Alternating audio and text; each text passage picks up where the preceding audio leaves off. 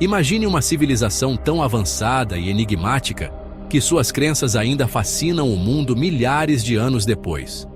O Egito Antigo não era apenas um império. Era uma terra de mistérios, deuses poderosos e segredos ocultos.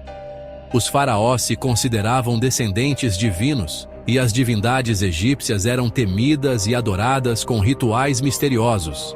Mas quem eram esses deuses? Quais eram seus verdadeiros poderes?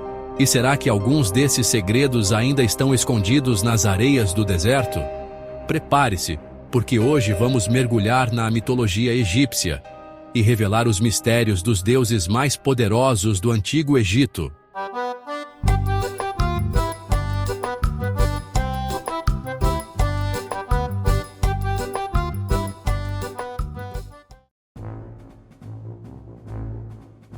Vamos começar nossa jornada com o manda-chuva do panteão egípcio. Ra, o deus Sol. Ele era o chefe supremo, o cara que todo mundo respeitava e temia. E não é exagero chamar ele de manda-chuva mesmo, não. Ele era o centro de tudo, o coração pulsante do universo egípcio. Ra era tipo a Beyoncé do Egito Antigo. Todo mundo idolatrava. Ele era a estrela do show, o astro-rei. Ele era o cara que botava ordem na bagaça, que iluminava o mundo e permitia que as plantações crescessem. Sem ele, nada funcionava. Sem ele, já era. Trevas, caos, apocalipse zumbi. O mundo mergulharia na escuridão total. Os caras acreditavam que Ra, todo dia de manhã, saía para passear pelo céu na sua charrete do sol, toda estilosa, puxada por uns escaravelhos gigantes. Era um espetáculo diário. E aí, quando o sol ia se pondo, era porque Ra estava descendo para o submundo, tipo um rolê mórbido para enfrentar Apófis, a serpente do caos. Imagina a treta! Era uma batalha épica. Só que como nem tudo são flores, Ra começou a ficar tipo vinho. Quanto mais velho, mais fraco. O tempo não perdoa nem os deuses. E os outros deuses, espertinhos que só, sacaram a brecha. Eles viram uma oportunidade de mudar o jogo. Aí já viu, né? Começou a rolar aquela movimentação nos bastidores do poder, tipo Game of Thrones divino. Uns cochichavam, outros tramavam.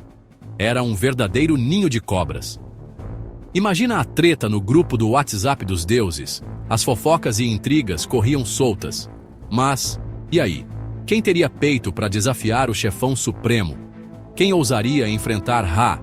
Quem teria a audácia de dar um golpe no estado no Deus Sol? A tensão estava no ar. Segura essa história que já a gente volta. Não perca o próximo capítulo dessa saga divina.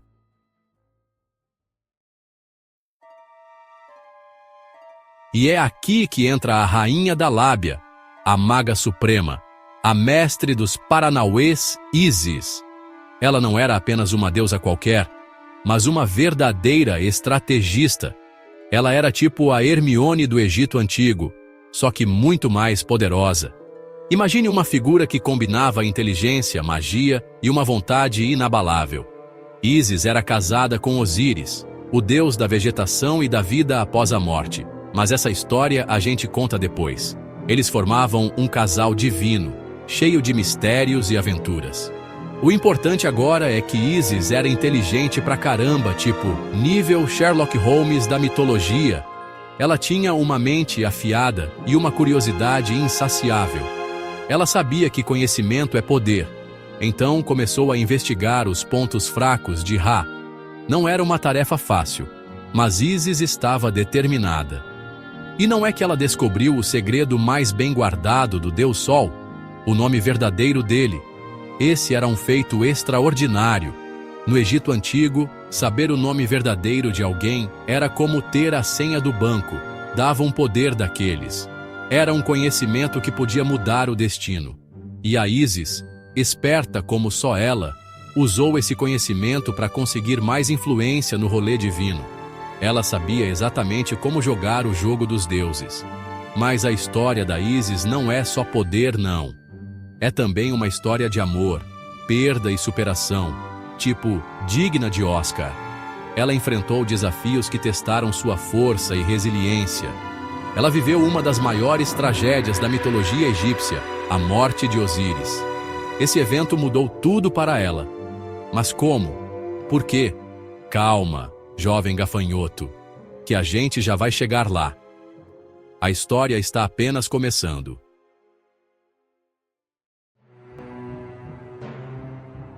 Lembra que eu falei que o Osíris, marido da Ísis, era o deus da vegetação e do pós-vida?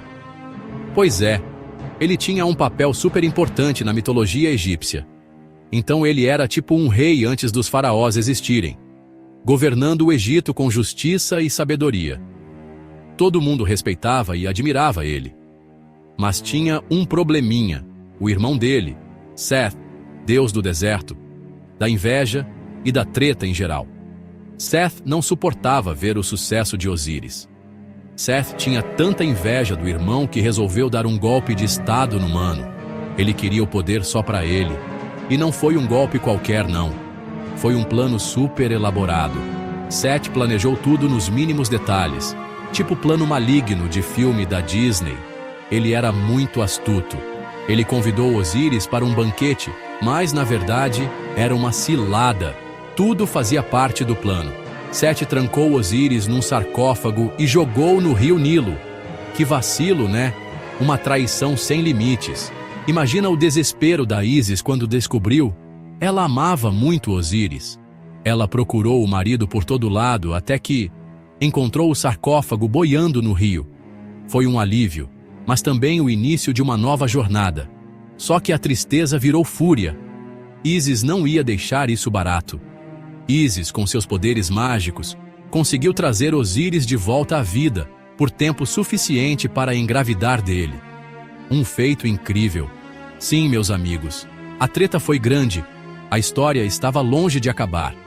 E dessa união nasceu Horus, o deus com cabeça de falcão. Ele teria um papel crucial no futuro.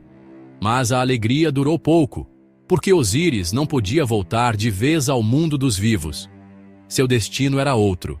Ele se tornou então o rei do submundo, o juiz dos mortos. Um papel de grande importância.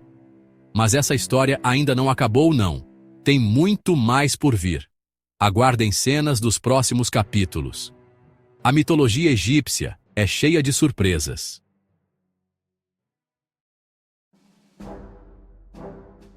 Horus cresceu com sede de vingança. Ele queria justiça pela morte do pai e o trono que era seu por direito. E assim começou uma das maiores tretas da mitologia egípcia, Horus versus Seth. Foi tipo a luta do século, mano a mano, Deus contra Deus, poder total. Teve de tudo: magia, traição, duelos épicos, os deuses até formaram torcidas. Teve uma luta que foi épica, tipo aquelas cenas de ação de Hollywood. No meio da pancadaria, Seth arrancou o olho de Horus. Mas calma, a história não acaba aí. O olho de Horus foi restaurado pela deusa Hathor e virou um poderoso amuleto, o famoso Olho de Horus, símbolo de proteção e poder. No final, depois de muita porradaria, Horus venceu. Seth foi banido para o deserto e Horus finalmente assumiu o trono do Egito. A batalha entre Horus e Seth representa a eterna luta entre a ordem e o caos, o bem e o mal, a treta que a gente vê até hoje no mundo. Mas a história não termina aqui. Ainda falta um deus muito importante, o deus dos mortos.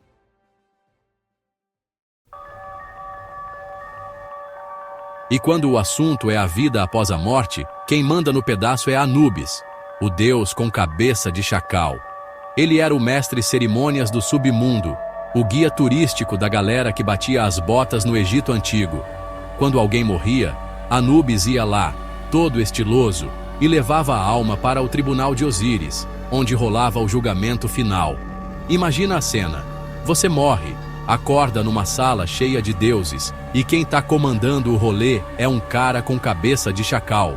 Era nesse tribunal que o coração do morto era pesado, numa balança contra a pena da verdade, representando a deusa Maat. Se o coração fosse mais leve que a pena, parabéns, você era uma boa pessoa e podia curtir a vida após a morte numa boa. Mas se o seu coração fosse mais pesado que a pena, já era, meu amigo. você ia direto para as garras da Amit, a devoradora de almas. Imagina um bicho com cabeça de crocodilo, corpo de leão e bunda de hipopótamo. Era trevas, meu amigo. Trevas. E aí, será que você passaria no teste?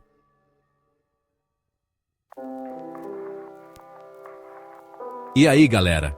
Curtiram a viagem pela mitologia egípcia?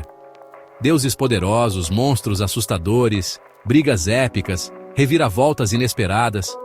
Esses egípcios sabiam como contar uma boa história. Mas o mais legal é que, por trás de todas essas lendas e mitos, existiam crenças que moldaram a vida e a morte de milhões de pessoas durante séculos. Os deuses do Egito não eram só personagens de historinha, não. Eles estavam presentes em todos os aspectos da vida, influenciando desde a colheita até o destino da alma após a morte. E você, o que achou desses deuses? Conta pra gente nos comentários. E não se esqueçam de deixar o like, se inscrever no canal e ativar as notificações para não perder nenhum dos nossos próximos vídeos. Até a próxima!